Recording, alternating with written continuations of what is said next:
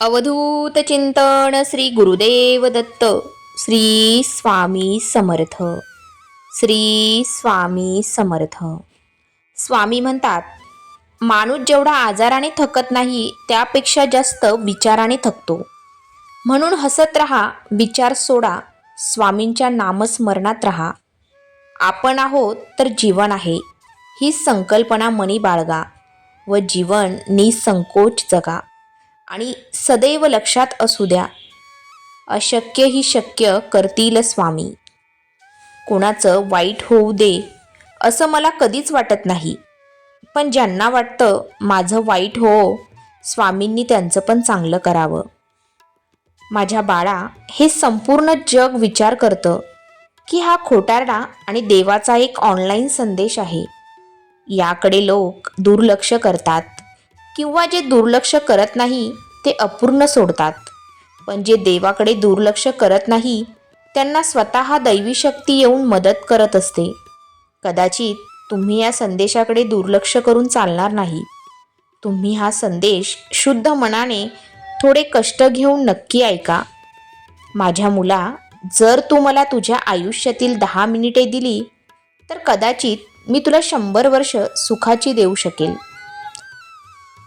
कदाचित मी या 10 मिनिटांमध्ये तुम्ही तुमचे जीवन सुधरू शकाल. आजचा देवाचा संदेश जो कोणी शेवटपर्यंत वाचतील ते नक्कीच नशीबवान ठरतील. त्याऐवजी जर का तुम्ही हा संदेश अर्धवट सोडला किंवा दुर्लक्ष केले तर तुमच्या जीवनातील मौल्यवान स्वामीबोध तुम्ही गमावू शकता. आता हा संदेश पूर्ण ऐकायचे की अर्धवट सोडायचं हे तुमच्यावर आहे. स्वामी म्हणतात, परंतु मला माहीत आहे की तुझं माझ्यावर प्रेम आहे आणि हा संदेश तू नक्कीच पूर्ण ऐकशील. तुमच्या आयुष्यासाठी माझ्याकडे एक योजना आहे आणि त्यात अनेक चांगल्या गोष्टींचा समावेश आहे. त्यामुळे हार मानू नका.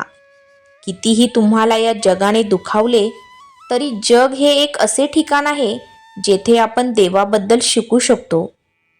त्याचं आपल्यावर कसं प्रेम आहे हे समजू शकतो. देव एक व्यक्ती नाही, अस्तित्वात असलेली ऊर्जा आहे. तो एका ठिकाणापुरती किंवा काळखंडापुरती मर्यादित नाही.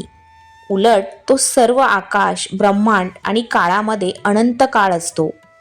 परमेश्वराच्या शक्तीवर विश्वास असेल तर हा व्हिडिओ लाईक करा आणि चॅनलला सबस्क्राईब करा. आणि स्वामी आई, मी तुझं बाळ आहे असे कमेंट करा.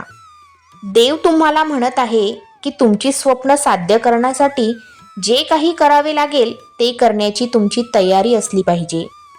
आम्ही असताना काळजी कसली रे करतोस? तुझं काम फक्त माझ्यावर अटळ विश्वास ठेवून नामस्मरण करणे आहे. तुझ्या आयुष्याचा कारभार वाहण्यास आम्ही समर्थ आहोत. जिथे सर्व आशा संपतात, नशीब साथ सोडते, सर्व रस्ते बंद होतात, सर्वत्र अंधार दिसू लागतो, मग तेव्हा स्वामींचा खेळ सुरू होतो. स्वामी दरबार सुरू होतो. स्वामींची अद्भुत लीला सुरू होते. भिवू नकोस, मी आहे ना. हम गया नहीं, जिंदा है. जीवनात अडचणी कितीही असो, चिंता केल्यावर त्या अजून जास्त होतात. शांत राहिल्यावर त्या कमी होतात. संयम राखल्यास त्या संपून जातात. आणि परमात्म्याचे आभार मानले तर अडचणी आनंदात बदलून जातात. विश्वास ठेवा, स्वामींची योजना सर्वोत्तम असते. कधीकधी प्रसंग कठीण असतात, तेव्हा शांतपणे स्वामी तुमच्यासाठी काहीतरी करत असतात. स्वामी म्हणतात, संधी मिळेल तुलाही, लगेच हिरमुसू नकोस. आयुष्य खूप सुंदर आहे, पण तू खचू नकोस. प्रेम तुझ्यावर करणारे कितीतरी लोक आहेत. तुझ्यासाठी जोडणारे खूप सारे हात आहेत. अरे, अशाच आपल्यासाठी तुम्ही थोडं हसून बघ. आयुष्य खूप सुंदर आहे. फक्त तू खचू नकोस. उठ आणि उघडून डोळे पहा जरा जगाकडे. प्रत्येकाच्या आयुष्यात काहीतरी असतेच, थोडे नाही. म्हणून उगाच कुडत तू बसू नकोस. आयुष्य खूप सुंदर आहे, फक्त तू खचू नकोस. सामर्थ्य आहे हातात जर स्वप्न डोळ्यात घेऊन चल. परिस्थितीशी भिडून छाती 2 हात करत चल. विजय तुझाच असेल तेव्हा मागे वळून बघू नकोस. आयुष्य खूप सुंदर आहे, फक्त तू खचू नकोस. कुणी तुझ्याबद्दल वाईट विचार करत असेल तर तो त्यांच्या कर्माचा भाग होईल, पण तुम्ही कोणाबद्दल वाईट विचार करून स्वतःचे कर्म आणि वेळ खराब करू नका. भिवू नकोस, मी तुझ्या पाठीशी आहे. जो इतरांना संपवण्याची तयारी करतो तो स्वतःला वाचवण्यात कमी पडतो, आणि जो दुसऱ्याला वाचवण्याचा प्रामाणिक प्रयत्न करतो तो स्वतः कधीच संपत नाही. हीच नियती आहे. माणसाला दुसऱ्याची वाट लावता लावता स्वतःची वाट केव्हा लागते हे कळत सुद्धा नाही. म्हणून दुसऱ्याची वाट लावण्यापेक्षा स्वतः चांगल्या वाटेला लागा. कुणाची वाट लावण्यापेक्षा वाट दाखवण्याचे कार्य करा. माणसाचा दर्जा हा जातीपातीवरून ठरत नसतो, तर तो विचारावरून ठरत असतो. धर्म कोणताही असो, चांगला माणूस बना, कारण शेवटी हिशोब कर्माचा होतो, धर्माचा नाही. सहमत असाल तर होय स्वामी टाईप करून तुमची सहमती दर्शवा. नेहमी लक्षात ठेवा की डोळे पुसणाराच एक दिवस रडवून जातो. म्हणून नेहमी लक्षात ठेवा की कोणाकडूनही अपेक्षा ठेवायची नाही. आपण स्वामींचं व्हायचं आणि स्वामींना आपलं करायचं. आयुष्यात कधीही काहीही कमी पडणार नाही. आपले अंतःकरण जोपर्यंत शुद्ध आहे तोवर या विश्वातील कोणत्याही गोष्टीची भीती करण्याची गरज नाही. फक्त नीतिमत्ता साफ ठेवा. परमेश्वर काटाही टोचू देणार नाही.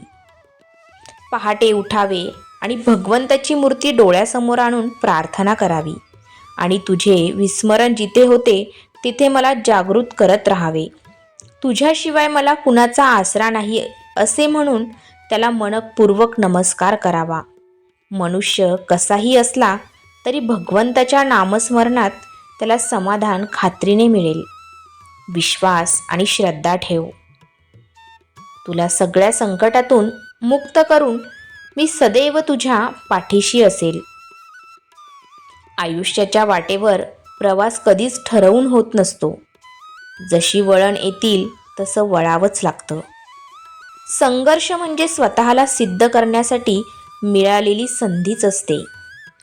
स्वामी म्हणतात, हिऱ्यामुळे जशी दागिन्यांची किंमत वाढते तशीच कर्मामुळे माणसाची किंमत वाढते. हा संदेश शेवटपर्यंत ऐकल्याबद्दल धन्यवाद. श्री स्वामी समर्थ.